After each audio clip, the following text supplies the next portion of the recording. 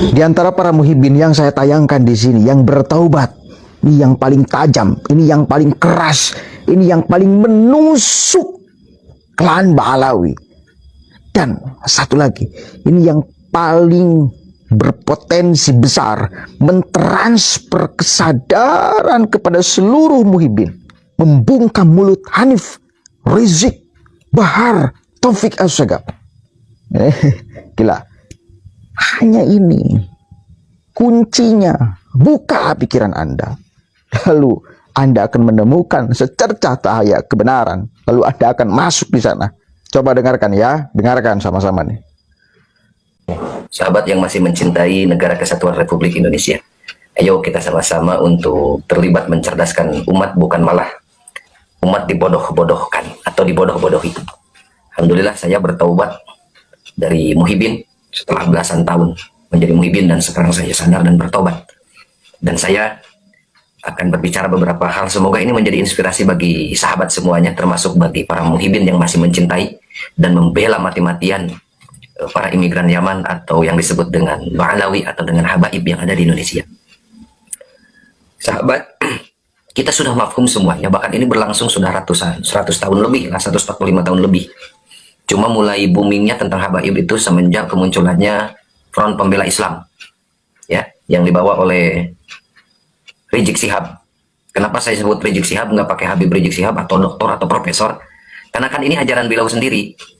Beliau di saat Al-Kaburi ke Arab, ke Mekah selama 3 tahun kurang lebih, kan dia bikin statement seperti ini, sebarkan ya, apabila ada dari kaum, ya maksudnya pribumi, tokoh-tokoh nasionalis yang punya gelar jangan dipakai gelarnya, profesor jangan dipakai profesornya, kiai haji jangan dipakai kiai hajinya, apapun titel jabatannya jangan disebutkan, langsung aja panggil nama. Bahkan diinstruksikan harus diadu domba antara mereka, nasionalis dan fundamentalis. Jadi saya nyebut Rizik Syihab kenapa nggak pakai Habib atau dokter, karena ini ajaran mereka, itu hakikatnya mereka, licik ya. Itu yang saya temukan fakta di lapangan. Kenapa saya semakin mantap dan yakin bertaubat dan lebih memilih untuk bersama berjuang dengan Laskar Sabirillah dan PWI, ya, Perjuangan Wali Songo Indonesia, karena saya melihat faktor apa yang terjadi di lapangan. Saya terus terang belum pernah membaca tulisannya Kiai Imaduddin, ya, tentang tesis tersebut. Saya jujur gak pernah baca. Cuma saya tahu bahwa polemik nasab ini mencuat dan selalu masuk ke beranda. Akhirnya saya penasaran apa yang terjadi dengan polemik nasab ini. Ya, saya akhirnya cross check dan melek melihat kenyataan dan fakta. Kenapa pribumi sampai bergerak masif seperti itu? Ada apa gerangan? Ternyata saya menemukan. Kan mereka di framing, dilabeli sebagai habaib itu duriah Nabi. Yang saya ketahui, duriah Nabi itu dinisbatkan kepada Rasulullah Shallallahu Alaihi Wasallam yang memiliki karakter sadidul haya wa tawadu. Gitu. Begitu sahabat. Berarti tutur katanya harus lemah lembut. Ya, bagaimana tutur kata Rasulullah Shallallahu Alaihi Wasallam? Selalu menyejukkan, memberikan hikmah, memberikan pelajaran yang baik dan positif. Dan ternyata saya mengecek di lapangan apa yang terjadi di saat polemik nasab ini mencuat. Kata-kata yang keluar dari mereka yang mengaku sebagai duriah Nabi, apa yang terjadi? Habib Syekh Begab bilangnya curut, ya, krocok-krocok. Itu kepada pribumiku seperti itu. Ya, yang selanjutnya itu Bahar Semit. Ada yang bilang di media sosial Bahar Demit. Nah. Apa yang dia bilang waktu di Madura? Menganjing-anjingkan kiai, membabi-babikan kiai. Kok seperti itu duriah Nabi mulutnya? Jauh sekali dari karakter Rasulullah Shallallahu Alaihi Wasallam. Lihat fakta ya yang ada dan beredar di sosial media. Apa yang keluar dari mulutnya Rizik Syihab sebelum ini polemik nasab ini mencuat? Menghina Gus Dur, ya, membutakan matanya, buta hatinya, sampai seperti itu ya. Apakah itu betul sebagai duriah Nabi? Coba ini pakai akal waras. Karena jangan sampai kita mengikuti dan mencari suri taulah dan yang jauh dari Rasulullah SAW akhlak dan tabiat karakternya. Terus Rizik Syihab bilang bahwa presiden adalah Dajjal, istananya istana iblis, menteri agamanya Dajjal. Kok seperti itu duriah Nabi? Astagfirullahaladzim. Jauh dari karakter dan tabiat watak Rasulullah SAW sebagai akhlakul karimah, suri tauladan yang baik, yang sangat baik. Sedangkan Rasulullah itu kan laqad ja'akum rasulun min anfusikum azizun 'alaihi ma antum harisun 'alaikum bil mu'minina raufur rahim. Jauh, nggak ada belas kasihan dari mereka. Kasih sayangnya nggak ada yang nampak. di saat mereka disulut oleh polemik nasab seperti ini, seolah-olah mereka anti kritik, seolah-olah mereka ini memposisikan seperti Nabi yang nggak boleh dikritik, sedangkan Nabi nggak seperti itu. Ayo lihat yang di Jawa itu di Solo, siapa novelnya, novel, ya, yang mengkritik Habib kan disamakan dengan iblis. Astagfirullahaladzim. Apakah seperti itu karakter Rasulullah Shallallahu Alaihi Wasallam? Yang saya temukan, yang beredar bahwa yang dinisbatkan, yang saya ketahui sebelum saya taubat, Duriah Rasul itu ada Syarif, ada Sayyid, ada Habib. Itu yang saya ketahui.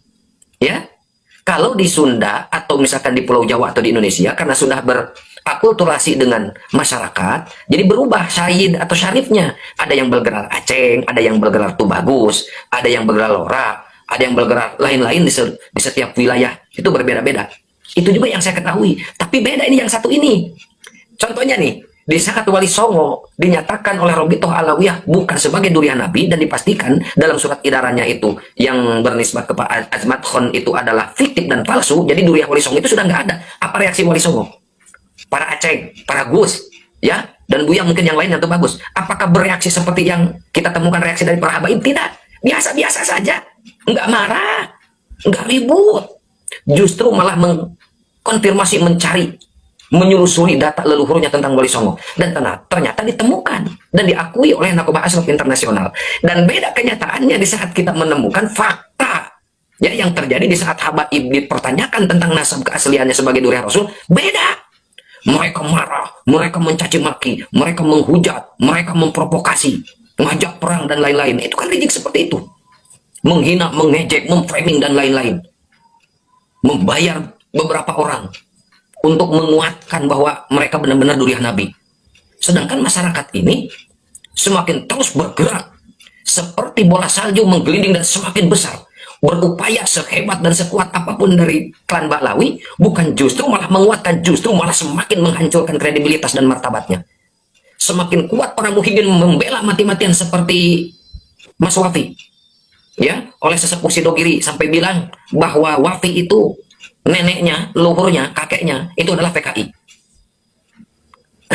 Semakin dibela semakin remuk, dibela mati-matian semakin hancur, semakin mencuat di framing, semakin rungkat. Kenapa ini bisa terjadi seperti itu? Karena kalau dianalogikan gaharu, apabila dibakar, bukan bau yang keluar, tapi malah harum. Seandainya nih para habaib atau klan Ba'lawi dibakar laksana gaharu, kalau harum, berarti benar-benar duriah Nabi. Itu logika saya. Tapi ternyata kenyataannya, fakta di lapangan menemukan, di saat dibakar dengan adanya polemik nasab ini, bukan harum. Semakin jijik saya melihatnya. Karena melihat yang selama ini dipelajari tentang akhlakul kalimah Rasulullah, tabiat, watak, kebiasaan dan lain-lain sangat luar biasa mulia, sangat agung. Tapi kenapa yang menisbatkan ini sebagai durian Nabi? Jauh. Kata-kata kotor, kata-kata yang kasar, menjijikkan yang keluar, memprovokasi, ngajak perang, menuduh, memfitnah, memframing dan lain-lain. Bukan gaharu. Kalau sebenarnya asli gaharu dibakar itu harus harum, bukan bau. Dan ini enggak harum, malah bau. Begitu sahabat, coba cek di lapangan, wahai para muhibin yang membela mati-matian.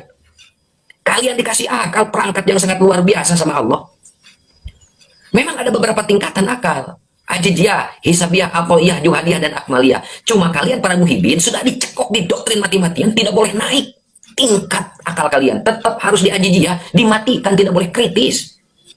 Tidak boleh bertanya, ngapain ikut campur urusan nasab? Itu kan didoktrin supaya tidak terlibat, tetap bodoh, tidak mau kenyataan yang terjadi. Seperti apa yang sebenarnya? Lebih baik salah mencintai daripada salah membenci. Itu bukan mencerdaskan umat, itu membodohkan umat. Ini gak sadar, ini tokoh-tokoh berkata seperti itu. Makanya saya secara pribadi sungguh sangat berterima kasih kepada sosok Kiai muda yang telah berkarya menciptakan 21 kitab, mungkin lebih kalau sekarang ya. Dengan bahasa Arab, tulisan Arab, grammar yang sangat luar biasa, indah rapi, ya.